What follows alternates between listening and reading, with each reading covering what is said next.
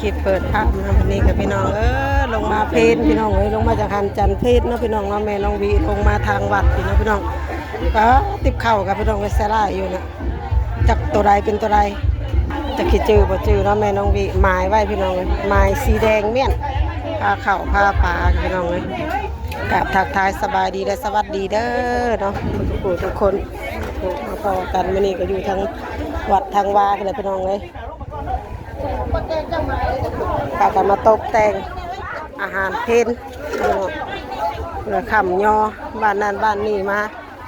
มีครูยายซา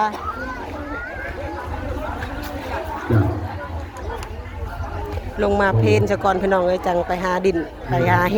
กันเนาะพี่น้องเนาะเดี๋ยวลงเพลนลงนั่นแล้วก่อนเอาไปไหว้ผมจะคิดจื้อบ่จื้อเสือพี่กันจะว่าเป็นพี่น้องกันเนาะของกันสีข้ามได้ของกันตำเอาแล้วก็ไปยิบเพื่อนแม่น้องเฟดนี่เพื่อนสาวท่านะนะ90เสื้อละสบายไปจ้างยิบกาตัวละ50ปุ๊บตำกะซื้อผ่ายมากกะ40ปุ๊บตัวนึงนะได้กันกับพ่อๆกันนะใครลอกไปใส่เงินเลยถ้าเราพ่อได้ใส่โทรศัพท์ขายอยู่แล้วเราป่าเนาะซื้อเสื้อกับโบเซียเที่ยวล็อกซื้อเสื้อมีถุงก็ไปใส่เงินเนาะ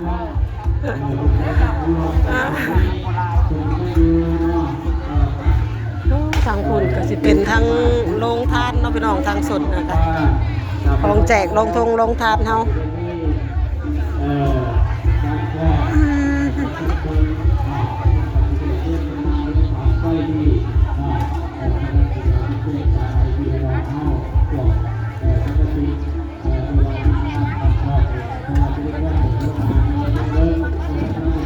พาเข่าก็ถือว่าลายสมควรต้นเว้ยเนาะพาเข่าค่ะ24 บาทบ่คือ42ลายเติบแล้วเนาะ24 บาทเพิ่นบ่ได้ใส่ลายปานใดปีนี้พี่น้องใส่ซอง24 บาท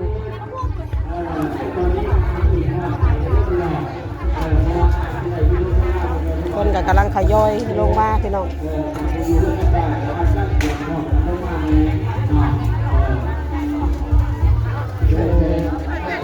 มาเบิ่งทางโรงครัวเฮาเนาะพี่น้องเนาะ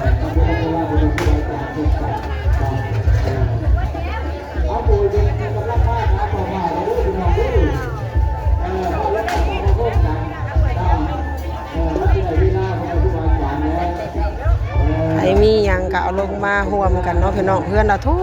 วยพี่น้องเลยเอาลงมาร่วมกันเป็นผ้าเข่าสามัคคีเนาะพี่น้องเพื่อนไผมีหยังมีสมผักสมหญ้ามีตำแจ่วผักพริกมีหยังก็แล้วแต่เนาะพี่น้อง1ผัก1หญ้าขั่วซีนขั่วไข่ลาบซีนลงมาโฮมกันเพื่อนละถ้วยไผมีหลายก็ลงมาหลายไผมีหน่อยก็เอาลงมาสมมีเนาะพี่น้องเนาะ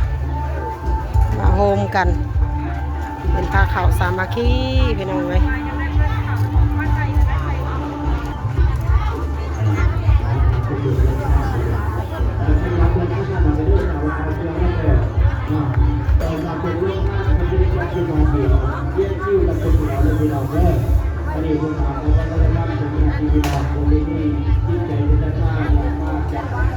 ไปเลาะบ่เบิ่งข้างนั้นก่อนเด้อภายในวัดกับพี่น้องเลยเดี๋ยวเขาจะพาเลาะเบิ่งพี่น้อง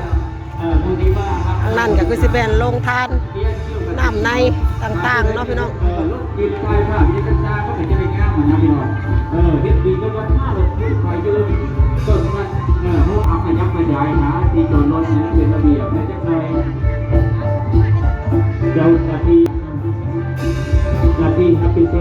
บ่อนนี้ก็จะเป็นบ่อน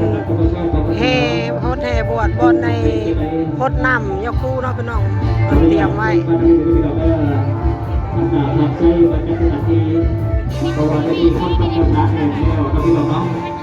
อันพี่น้อง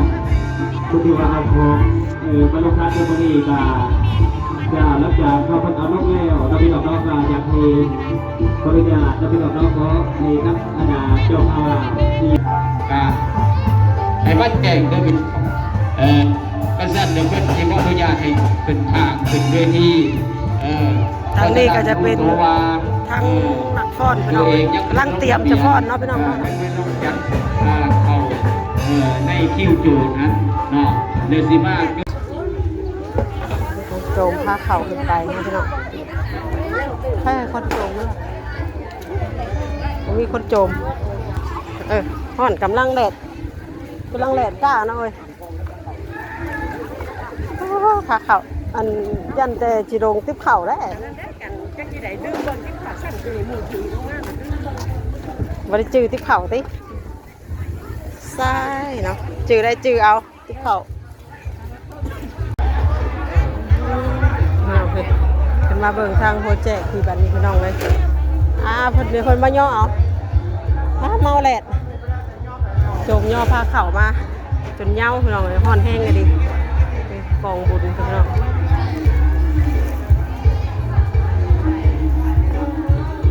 เจ้าภาพเจ้าศรัทธาเขามีกองบุญอยู่7 กองเนาะพี่น้องดอนด้วยนะ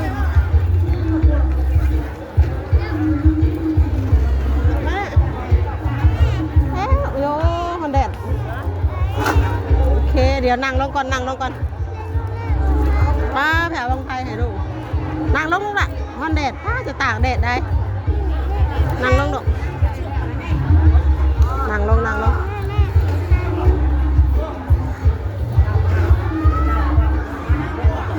มันเบิดอยู่ที่ฝนมาเหนื่อยๆ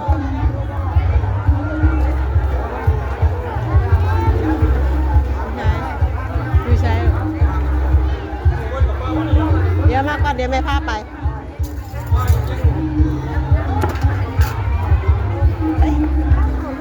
กินเลือดแห้กระเล็บหนาเท่าไรหลอดเลยมื้อนี้อากาศดึงห่อนอยู่จะกินใส่แตกเนาะกูไปพาไปปะน้องบิวตี้เนาะห่อนแห้งอยากกินแต่ของหวานไปพาขอลงแล้วลูกตกเลย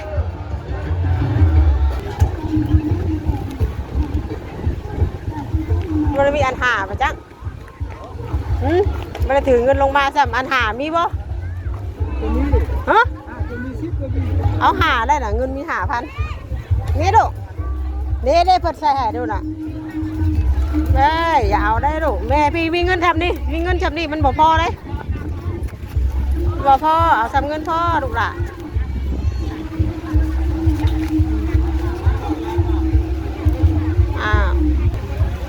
ของขายกระไรเนาะมาอยู่2-3 มื้อเลยเบิดเงินแล้วบิวตี้ตากแดดไรลูกไปหูไปเบิดเงินแล้วลูกละกินขนมกินหวานทุกมื้อตะนั่งอยู่โฮมหูไปเชิญผูบ่แม่บ่ได้ไปพรแต่เอาคันไปช่วยหน่อยจะลืมคันเนี่ยเดี๋ยวถ้าเพิ่นสันแล้วจะคอยมาหาเอากระติบเข่าพี่น้องเลยตกลูดกับเพิ่นยังว่าในกลางตอนแรงคุณลูกเลยมานั่งถ่ายห้องพี่แต่จังนั่นแต่จังคอยไปลูกแดดร้อนดูจังหาเลาะฮ้อนโรงทานเท่ากับพี่น้องแจกได้พี่โรงทานเท่ากับพอทานซ้ำมาระเบิดแล้วเหลือแต่น้ำจะได้ทอดอยู่ที่นั่นได้ไหมเด้อก็จะเป็นคนอยู่ที่คุณเบิดเลยมันมีอ่ะเดี๋ยวแต่น้ำบอกเอาน้ำเขียวลูกดีว่าเบิดแล้วลูกเอาได้ลูกถ่ายกันแก้วนึง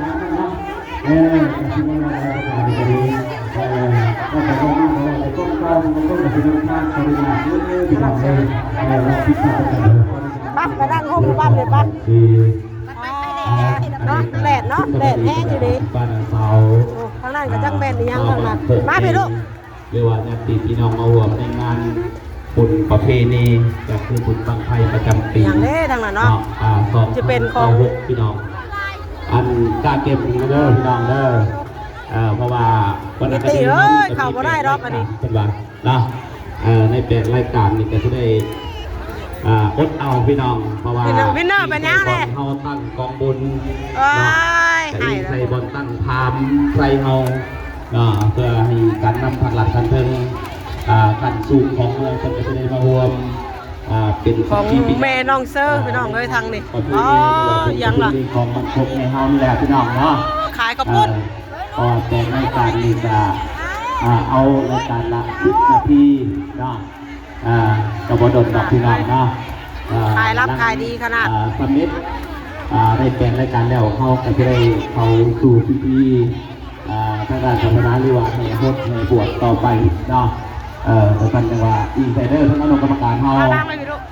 จัดสถานที่แม่ถือให้วันนี้ก็มีทั้งการนำขันเทิงก็คือท่านโพไซอินทวงศาประธานปกครองเมืองหรือว่าท่านศรีวิไลจุลิโยห้องประธานปกครองเมืองมันก็จะได้มาร่วมที่เป็นกรมศิลปะวรรณคดีสาวบ้านพกในเฮาก็สอบมาแต่ดดพี่น้องเนาะระยะหลายวันเนาะเป็นกันไปสีมวนบอหรือว่าบอมวนกับที่เล่นกันก็ได้เป็นแถวเป็นเท้ายังได้อันนี้กับประชาสัมพันธ์ทางด้านเป็นบุ๊กโฮงทานเนาะโฮงทานเฮาเดอร์ก็อยากให้เข้าไปแย่กันเนาะเอาแล้วก็ยับออกเนาะจะนอนเพิ่นว่าเอาแล้วก็ยังบ่แล้วเนาะถ้าเราเป็นไปได้ก็จะขออนุญาตทางโฮงทานเติมเนาะผู้ทานใดบ่ทันได้แก่จะให้จุดไว้นิดนึงเนาะจะได้การนำพลังการเชิญมาเปิดโอ้สับสนนะเพราะว่าจากที่พี่น้องมาจากบ้านใกล้บ้านไกลที่ได้ใส่สลากหรือว่าแขกทั้งไกลไทยทั้งเงินมาในวันในงานเฮาก็โอ้บ้านเฮากระยากกันไปเบิ่งกันไปพี่น้องนะให้มันจบมันงาม